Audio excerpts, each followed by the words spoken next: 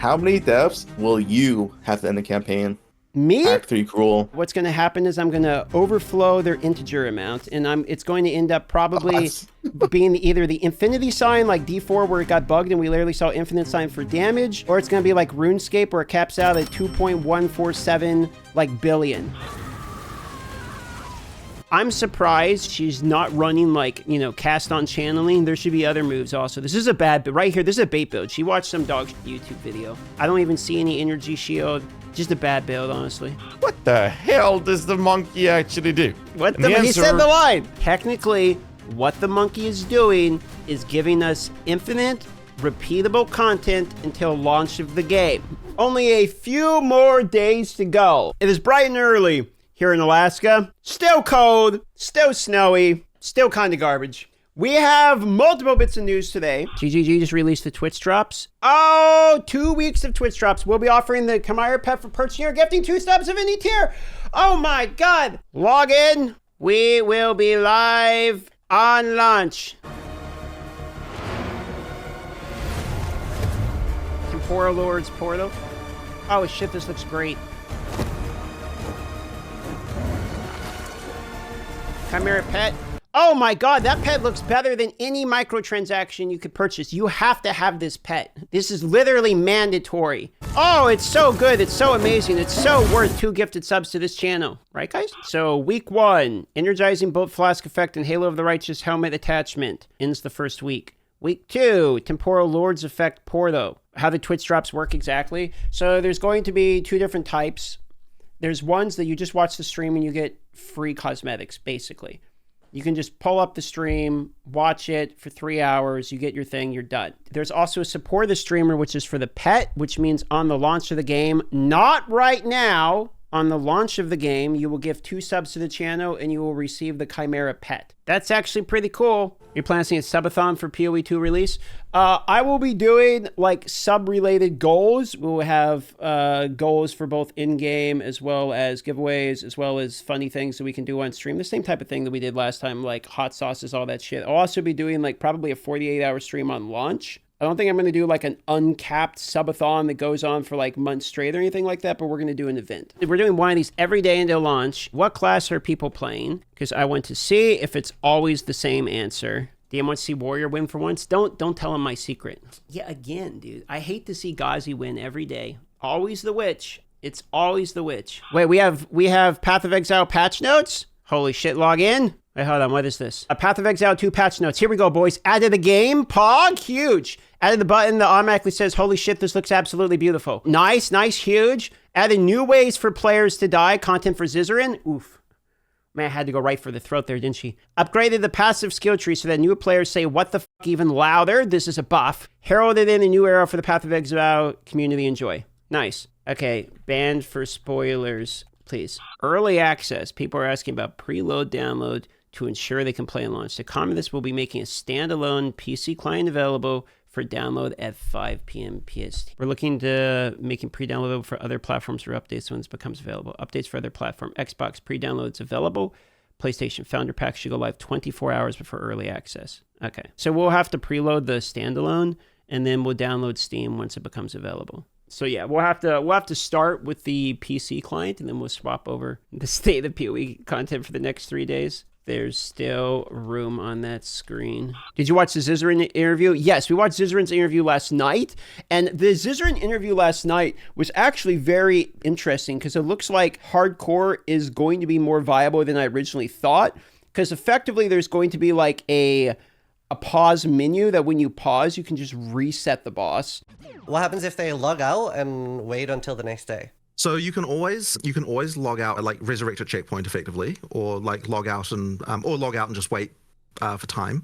So like it's possible to get out of a boss fight, right? Like you're not locked into that forever. I was under the impression that if I go into a boss fight, let's say I'm going to fight the Shaper, either the Shaper dies or I die, but then that's not the case. No, that's not the case. So you can actually like you can bail. That is the case. You can't portal, but you can choose to restart at checkpoint or like log out. Yeah. So if you had escaped, there's a button there called respawn at checkpoint, and effectively that will just mean that you can at any time you can choose to do that. Now, obviously, the concern with that, like, and we've actually discussed this quite a lot internally about like should that be okay? Because there was like a whole discussion with this of like, The fact that there's just a button you can do to press this kind of like would mean that like, oh, it's like even if you see like a slam coming, you'd be able to like push escape and just like push that button before it arrives.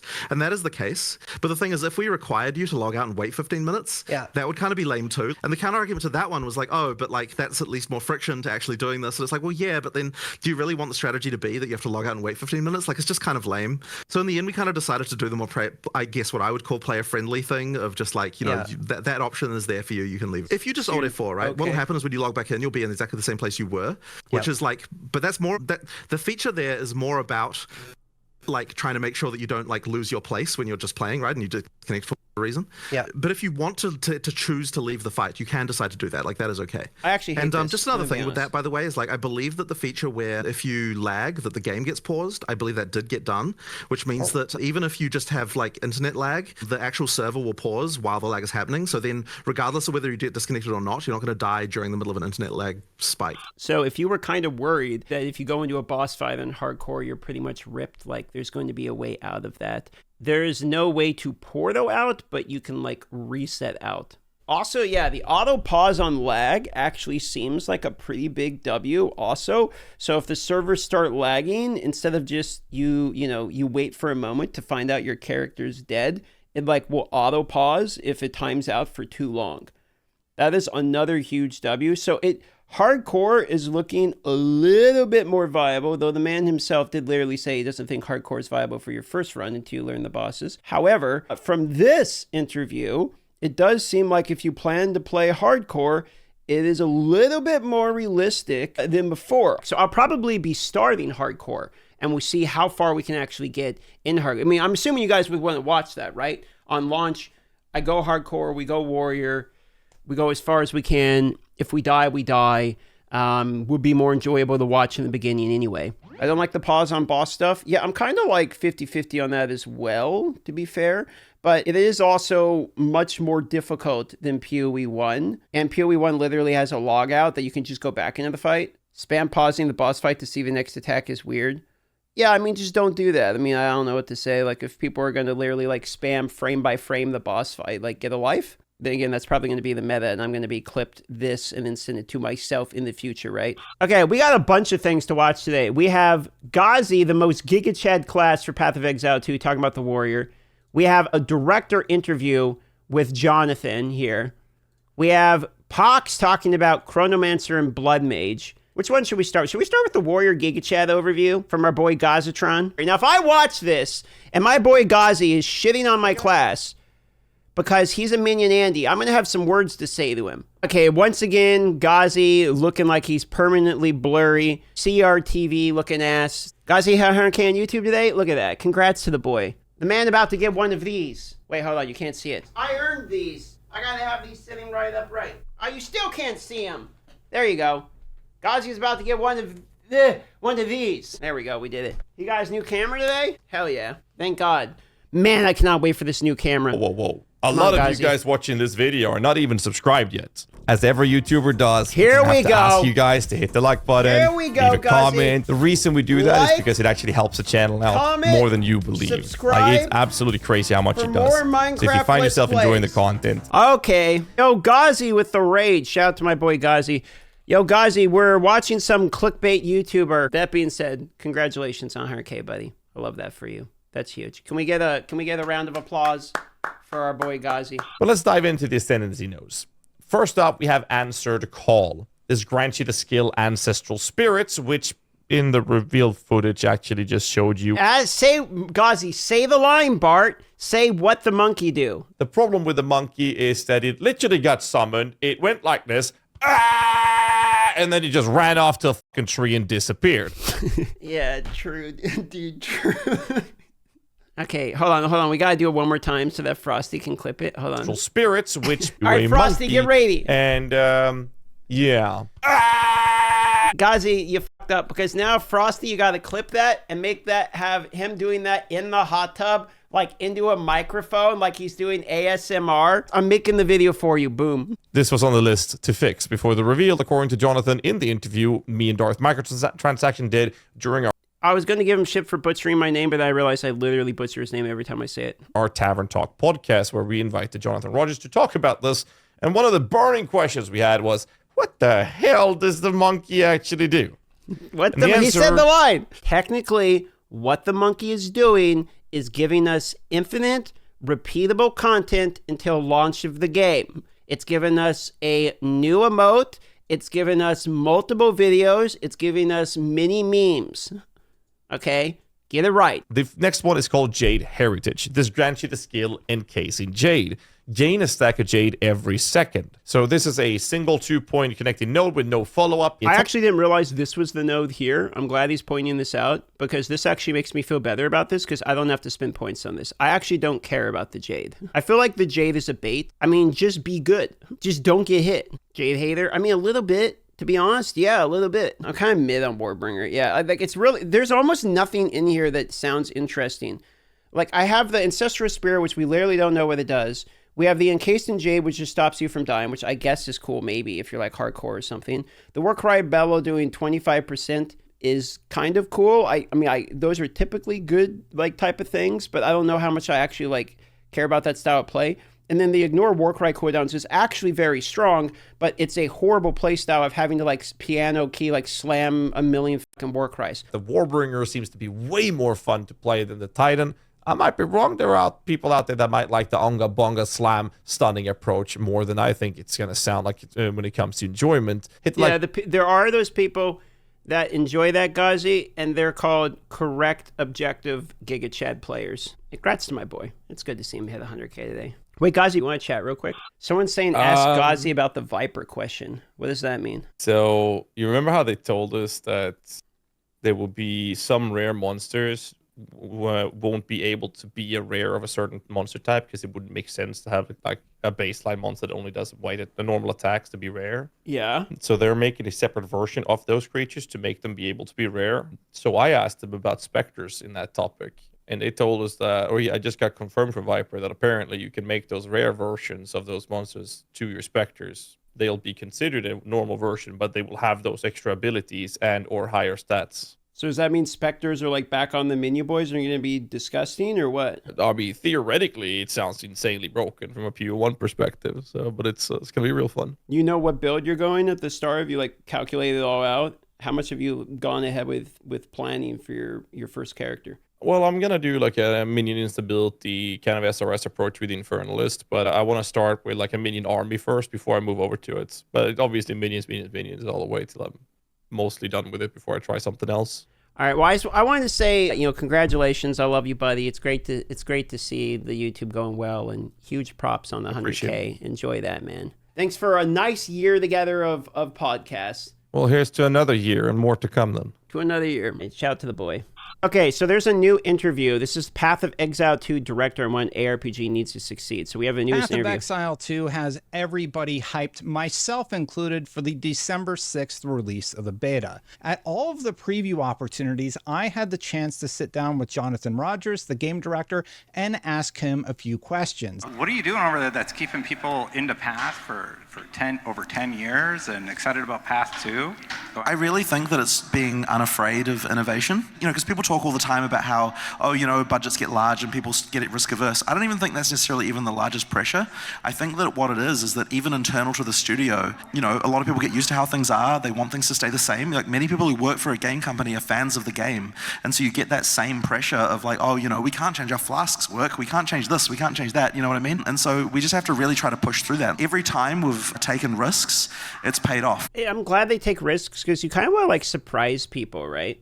Like if the only thing that ever comes with a new league or season, etc., is exactly what you expect, there's not really anything to have those moments of like, wow, like how many times have we watched a league review or a reveal in which we see them I'm like, holy shit, like I did not expect that. Like Go, their currency exchange, the whole, King's Mart system. Like they do things you basically would not expect, and it kind of keeps it fresh, Do you think Path of Exile 2 is going to be able to dethrone Banana Game on Steam charts? That's a tricky question. I think that when we go into full release, I think that there's a very good chance that we could end up topping the charts. But, for early access, I'm not so sure. I guess we're going to see. I really have no idea what kind of concurrency we're going to get for early access. Like on the one hand, it is a big I think it's going to be a big, tentpole release. On the other hand, it is early access, right? Like a lot of people might be afraid to jump in for that reason. But I guess the message to those people would be that we are a game that has the content of what a full AAA game would have these days. And we're also a much lower price point than what those games would be. So even though, it's early access, I think that the value proposition is incredibly there.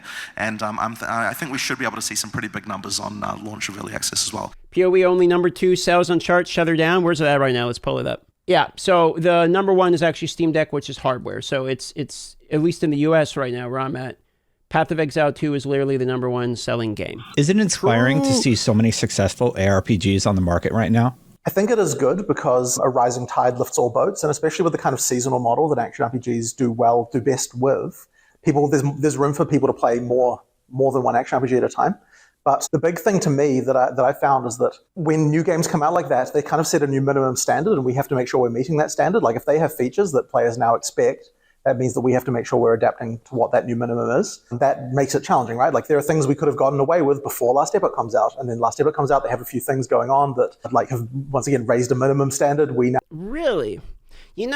I sure do love it when I see a company give another company credit for doing well and basically call them out and say, they're doing something really well. We have to be able to live up to that. Like, it's not like even a humble thing. It's just, it's reality thing. Like the fact that he's like, Last Epoch did this and they raised what is expected in the genre. We need to be able to keep to that level too. Like that is it. I want to just farm base GMOs, but the reality is like, it's almost depressing to hear that because games, like people don't fucking say this anymore. Like he's just being sane. Like that is the reality of it. Other games are doing, but like, just imagine, okay? Like, oh God, just imagine in an alternate universe. Rod's tweet is, wow, Path of Exile 2 is dropping some absolutely phenomenal looking content. We're excited by the elevation in the genre and are looking towards it for further inspiration. Imagine that is the tweet. Do you know how many like responses to that tweet would be nonstop like base? Like everyone would be like, wow, like that's actually like a very good, like people would be telling Rod, you know what, dude? Respect. You know how much respect that one tweet would garner? I don't know. Maybe I'm wrong. Maybe I'm being too optimistic. Can you give me an example of something someone else is doing that you really like? Right. So a really good example of this is the trade stuff they have in Last Epoch, where that isn't to say that we want to copy what they're doing with trade, but the key thing is that there was clearly a community demand to make trade easier than what it is in PoE 1.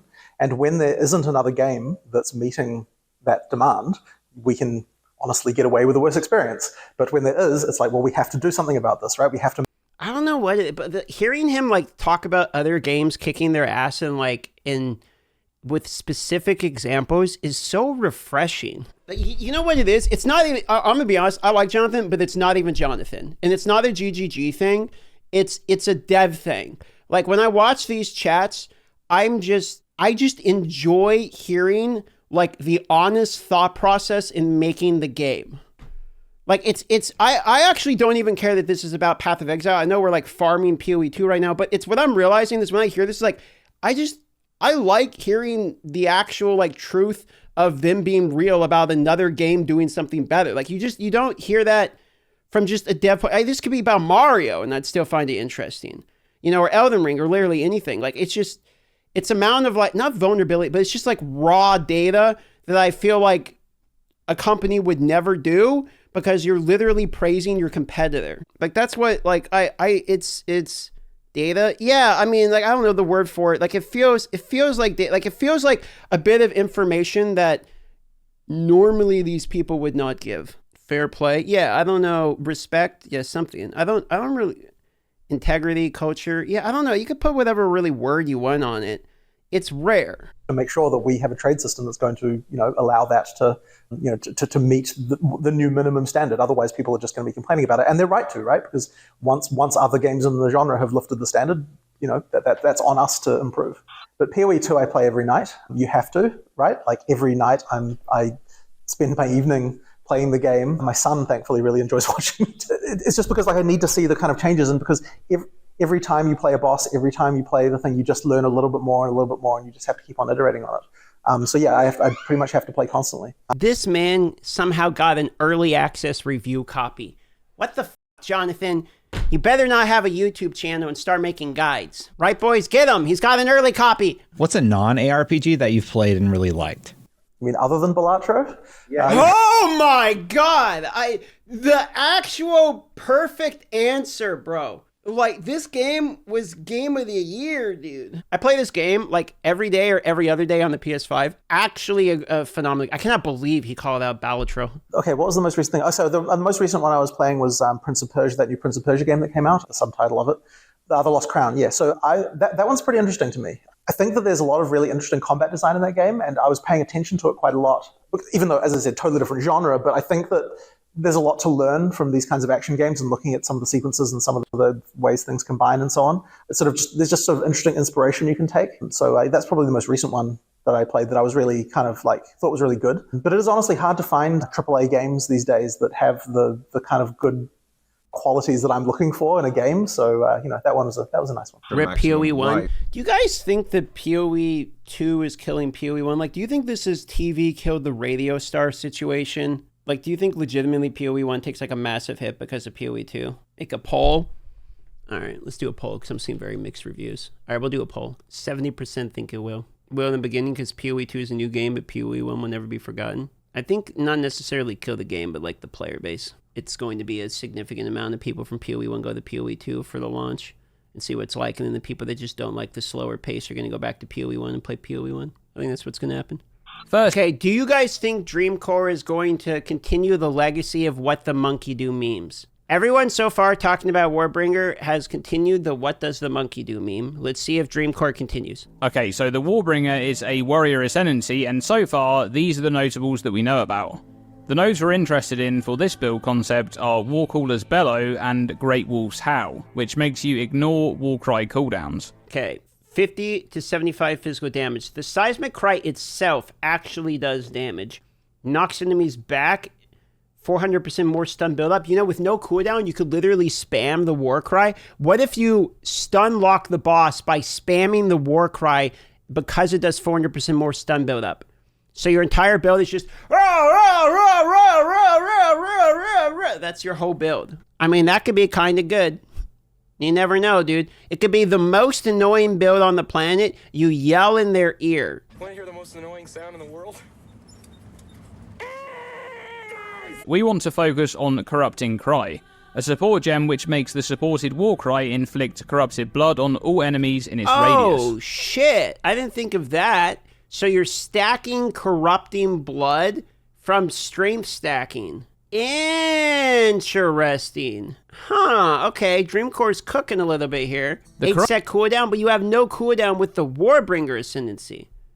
We don't know if it stacks. Yeah, but we can just permanently assume. We can just assume, which, you know how that works. It makes an ass out of you and you. Beef is back in PoE 2, and it provides plus...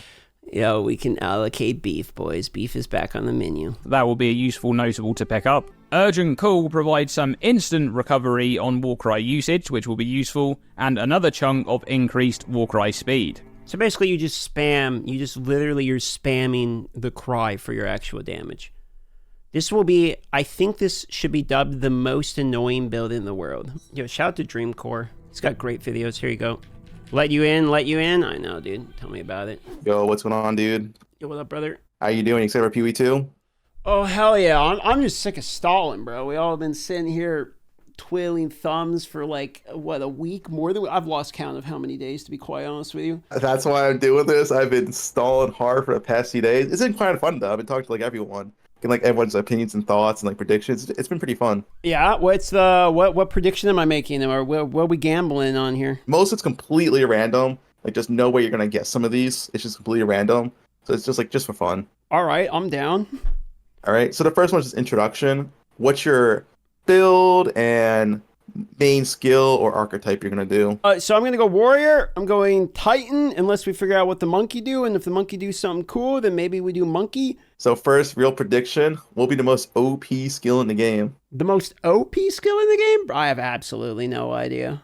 You can guess whatever. The most OP skill in the game. Are we including the ascendancy skills? Yeah, they're skills. They count as skills. I feel like it's gonna be like an aura or something. I don't know. I'll just go time stop. I'm just guessing. I have literally Time zero stop? idea. I have zero All right. idea here, bro. I have absolutely zero idea. That's fine. That's like the hardest one to guess. These are all random now. So how long will server issues last for? 3 to 4 hours. Which one? I have to give one answer. 4 hours. 4 hours. Okay. How many hours for world first 100?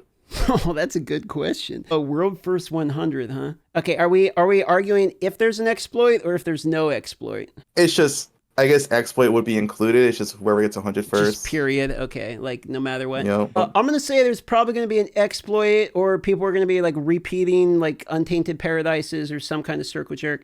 I'm gonna say 14 hours. There you go. 14 hours.